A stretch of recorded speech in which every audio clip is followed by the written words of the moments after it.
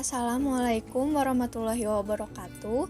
Perkenalkan, nama saya Marcelia Putri, saya dari kelas PAI 6C.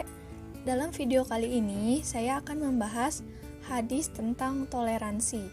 Nah, adapun pembuatan video kali ini itu bertujuan untuk memenuhi tugas ujian tengah semester mata kuliah hadis tarbawi yang diampu oleh Ibu Hajah Debibik Nabilatul Fauziah LCMA.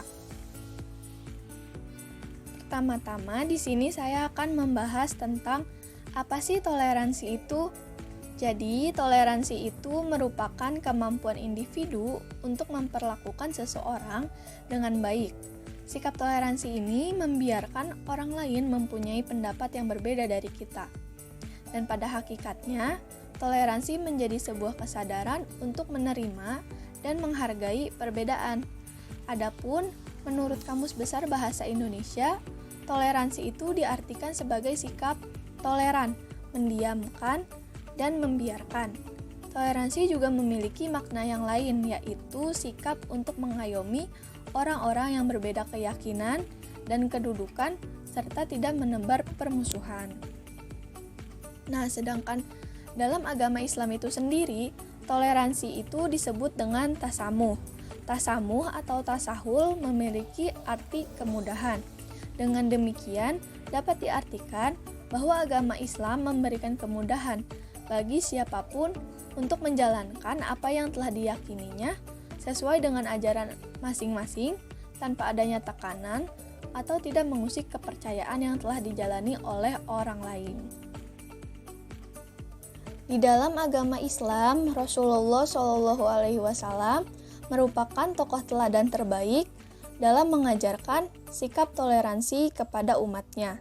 Rasulullah SAW itu tidak hanya sebagai seorang nabi saja, beliau juga seorang kepala keluarga, panglima perang, dan kepala negara. Nah, kedudukan dan kekuasaan yang diperoleh beliau itu tidak menjadikan beliau sebagai seseorang yang bertindak kasar dan keras. Adapun sebagai nabi, sikap toleransi yang beliau tunjukkan ialah memaafkan dan bahkan mendoakan kaum yang telah berbuat jahat kepada beliau ketika beliau berdakwah. Seperti dalam hadis yang berbunyi, Bismillahirrohmanirrohim.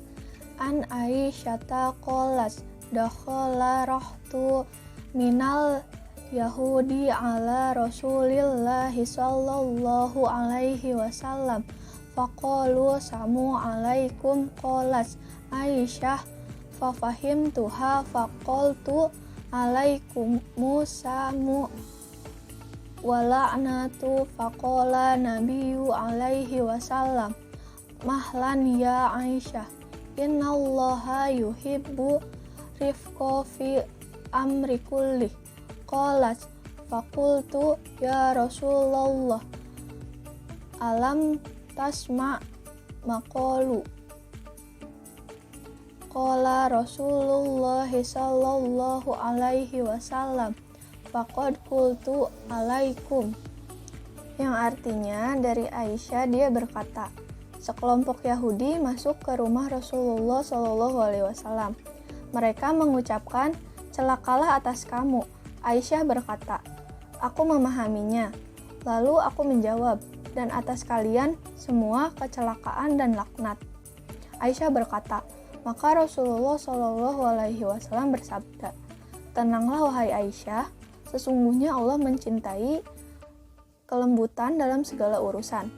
Lalu aku berkata, ya Rasulullah, tidakkah engkau dengar apa yang mereka katakan?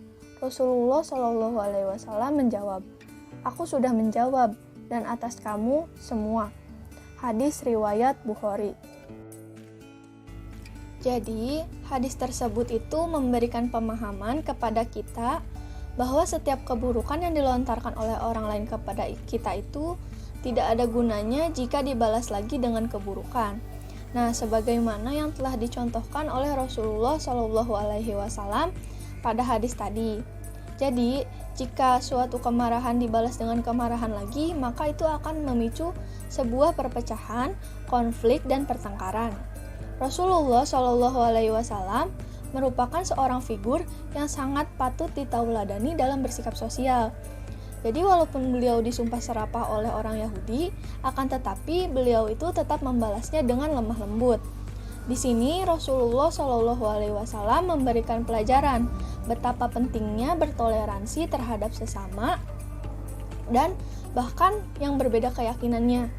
Dan setiap tingkah laku kebaikan yang dilakukan oleh seseorang kepada orang yang lainnya, maka orang yang menerima perlakuan baik tersebut juga akan memperlakukan ia sebagaimana ia memperlakukannya.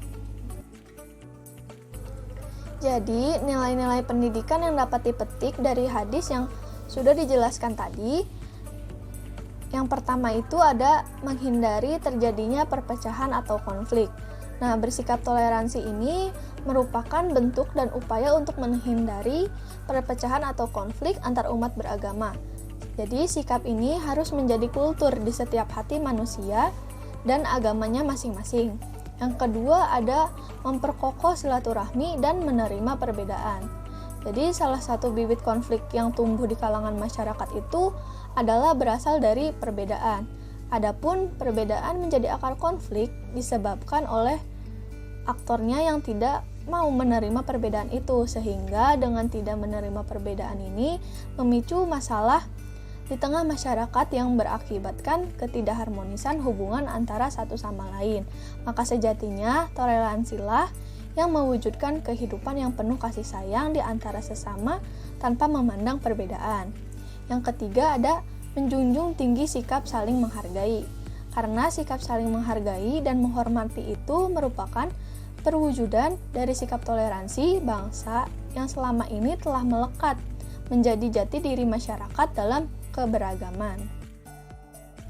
Cukup sekian yang dapat saya sampaikan. Mohon maaf apabila ada kekurangan dalam penyampaian maupun penyajian materi dalam video ini. Wassalamualaikum warahmatullahi wabarakatuh. Terima kasih.